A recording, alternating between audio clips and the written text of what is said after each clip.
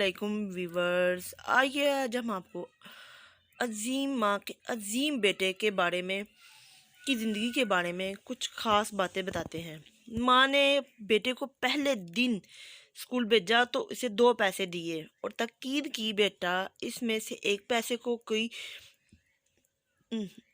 پیسے کی کوئی چیز خرید کر خود کھانا اور دوسرے پیسے کی دوسرے بچوں کو اوپر خرچ کرنا۔ پھر ماں روزانہ یہی کرتی، اسکول جاتے وقت بچے کو 2 پیسے دیتی اور وہی الفاظ دہراتی جو اس نے پہلے دن کہے تھے۔ شاید دیکھنے میں یہ کوئی بہت بڑی بات نہ لگے، لیکن ہوا یوں کہ ماں کے ان الفاظ نے بیٹے کے ذہن کی خوب تربیت کی، اور کچھ دن بعد ایسا لگا کہ بیٹے کی شخصیت ایک مضبوط گھنے درخت میں تبدیل ہو گئی۔ ایسا گھنا درخت جس کی ٹھنڈی چھاؤں میں 10 20 یا 100 50 نہیں بلکہ لاکھوں دکھی انسانوں نے سکھ کا سانس لیا۔ پھر اس درخت کی شاخیں دور دور تک پھیل گئی۔ اس کا سایہ نہ کبھی مذہب و ملت کی تفریق اور نہ کرتا اور نہ ہی ننگ نسل کی۔ اس کا مقصد بس ایک ہوتا کہ وہ یہ کہ اللہ کے بندوں کو فیض پہنچاتا رہا۔ اس سایہ دار درخت کو دنیا عبدالستار ایدھی کے نام سے جانتی ہے۔ عبدالستار ایدھی بھارت کی ریاست گجرات کے قصبے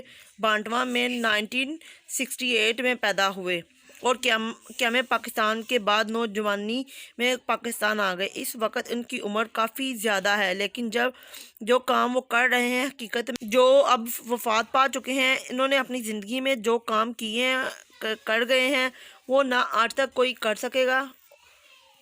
جیسا کہ میں آپ کو اب بتاتی ہوں ان کی زندگی کے بارے میں وہ خاص باتیں۔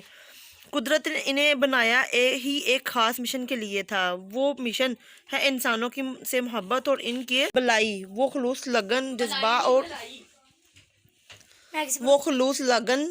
اور انتھک محنت جو ہمیں ان کی زندگی میں دکھائی دیتی ہے، کوئی آج کی بات تھوڑی ہے۔ یہ سب باتیں تو بچپن ہی سے ان کے کردار پر رچی بسی تھی۔ پھر والدین خصوصاً ماں کی تربیت نے سونے پہ سہاگے کا کام کیا۔ بچپن میں جب محلے کے بچے کھیل کود میں لگے ہوتے تھے تو عبدالستار کا سب سے دلچسپ مشغلہ ہوتا کہ محلے والوں کے کوئی کام کر دے یا کسی کام میں ان کا ہاتھ بٹا دے۔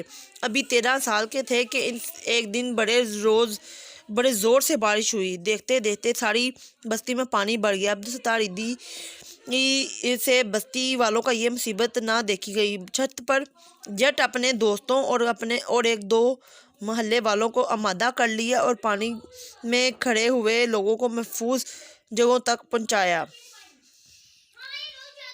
یہ کام انہوں نے بیل گاڑیوں کے ذریعے کیا۔ اس کام سے عبدالستار ایدھی کو ایسی خوشی محسوس ہوئی جس کا احساس پہلے شاید ہی کبھی ہوا ہو۔ یوں سمجھو کہ انسانی بھلائی کے لمبے سفر کی یہ پہلی منزل تھی۔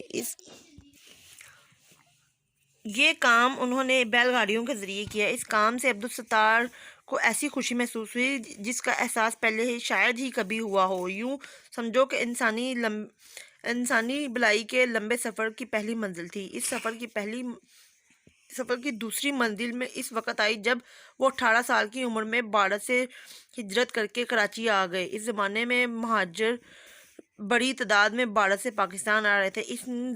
ان میں زخمی بھی تھے، بیمار بھی تھے۔ عبدالستار ایدھی نے تھوڑے سے پیسوں سے ان زخمی اور بیمار لوگوں کی مدد کے لیے ایک چھوٹی سی ڈسپنسری بنائی۔ ظاہر ہے کہ لاکھوں بیماروں کو جس امداد کی ضرورت تھی، اس کے سامنے اس ڈسپنسری کی کیا حقیقت ہو گئی، لیکن اصل چیز وہ جذبہ ہے جس نے نوجوان ایدھی کو یہ ڈسپنسری کھولنے پر آمادہ کیا۔ اگر ہم اس ڈسپنسری کو اس عظیم ایدھی فاؤنڈیشن کی پہلی اینٹ کہیں تو یہ تو نہ صرف پورے پاکستان بلکہ ملک سے باہر بھی کام کر رہی ہے تو غلط نہ ہوگا۔ عبدالستار ایدھی 1950 میں برادری کے لوگوں کے ساتھ مل کر بانٹوا خدمت کمپنی اور پھر بانٹوا میمن کور کی بنیاد ڈالی۔ لیکن بات یہ ہے کہ وہ دل میں پوری انسانیت کے درد لے کر دنیا میں آئے تھے۔ مطلب یہ ہے کہ ہر انسان کی خدمت اپنا فرض سمجھتے، خواہ وہ کسی مذہب، ملت، برادری یا نسل سے تعلق رکھتا ہو۔ لہٰذا انہوں نے اپنی برادری کی ان تنظیموں سے علیحدہ ایک ٹرسٹ قائم کیا 1957 میں کراچی میں فلو پھیل گیا۔ عبدالستار عیدی نے وقت ضائع کیے بغیر کیمپ لگا کر ٹیکے اور دواؤں کا انتظام کیا، پھر پیسے جمع کر کے ایک ایمبولینس گاڑی خریدی جسے وہ خود چلاتے تھے۔ جس طرح بچپن میں عبدالستار عیدی محلے والوں کی آواز پر ان کا ہاتھ بٹانے کے لیے آگے بھاگے جاتے تھے، اس طرح ان کی ایمبولینس بھی زخمیوں اور بیماروں کی آواز پر باغی ان کے پاس پہنچ جاتی ہے۔ یقین جانو کہ اللہ تعالیٰ کو عبدالستار عیدی کا یہ جذبہ اتنا پسند آیا کہ اس نے تھوڑے دنوں میں ایک ایمبولینس گاڑی کو سینکڑوں گاڑیوں میں بدل دیا، اور آج ان کی فاؤنڈیشن کے پاس 600-700 گاڑیاں ہیں اور ذمہ دار۔ اور ذرا یہ بات سن لو کہ 1997 کی Guinness book of world record میں عیدی ایمبولینس سروس کو دنیا کی سب سے بڑی رضاکار ایمبولینس سروس مانا گیا۔ عبدالستار عیدی نے ایک ٹرسٹ قائم کیا۔ اس ٹرسٹ کا نام مدینہ ٹرسٹ تھا۔ کچھ عرصے بعد اسے عیدی ٹرسٹ یا عیدی فاؤنڈیشن کا نام دے دیا گیا۔ عیدی نے اس تنظیم کو اپنا نام اس لیے دیا کہ اس کے ہر کام کے لیے خود اپنے ذمے لے لیتے۔ عبدالستار عیدی نے یہ ادارہ اپنی تھوڑی رقم سے شروع کیا۔ اس کے چندے کی پہلی رسید ان کی ماں کے نام کی ہے۔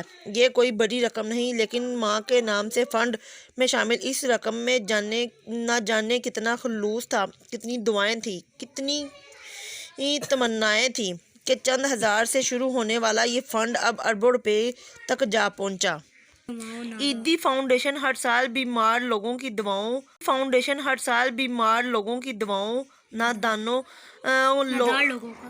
نادار لوگوں کے کھانے پینے، لاوارث لوگوں کی رہائش، یتیموں اور لاوارثوں کی پرورش اور تعلیم، بچیوں کی شادی بیاہ، ایمبولینس سروس اور لاوارث لوگوں کے کفن دفن، تربیتی پروگرام، نرسنگ کی تربیت، معذور لوگوں کی دیکھ بھال اور مستحق عورتوں کی رکھوالی پر کروڑوں روپے خرچ کرتا ہے۔ لیکن جو شخص یہ عظیم ادارہ چلا رہا ہے، اس کی شان یہ ہے کہ جسم پر ملیشیا کا جوڑا، سر پر ایک بڑی پرانی ٹوپی اور پیروں میں سستے سے چپل۔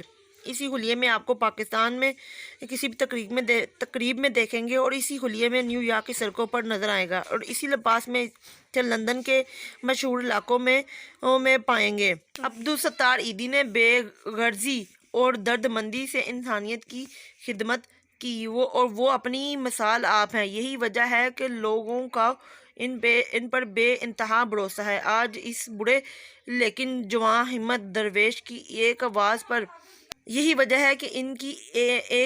پر کروڑوں اربوں روپے کے ڈھیر لگ جاتے ہیں۔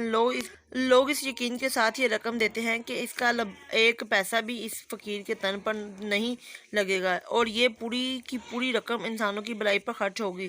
دنیا میں یہ اعتماد بس 2-4 لوگوں کے حصے میں ہی آتا ہے۔ ہم نے تو ان کی زندگی کے بارے میں چند ایک ان کی خاص باتیں بتائیں۔ ان کی تو اتنی کہ انسانیت کے لیے خدمت ہے کہ ہم الفاظ میں بیان نہیں کر سکتے۔ عبدالستار عیدی کے روشن مستقبل، ان کی نیک نامی اور عظیم کردار میں ان کی ماں کی دعاؤں کا کتنا عمل دخل ہوگا۔ ہم تو یہ کہیں گے کہ آج وہ جو کچھ بھی تھے، ان کے پاس جو کچھ بھی تھا، یہ سب ان کی ماں کے دعاؤں کا ہی اثر ہے۔ امید ہے آپ کو ہماری یہ انفارمیشن پسند آئی ہوگی۔ پلیز دعاؤں میں یاد رکھیے اور میرے چینل کو لائک، سبسکرائب، شیئر کیجیے۔ اللہ حافظ۔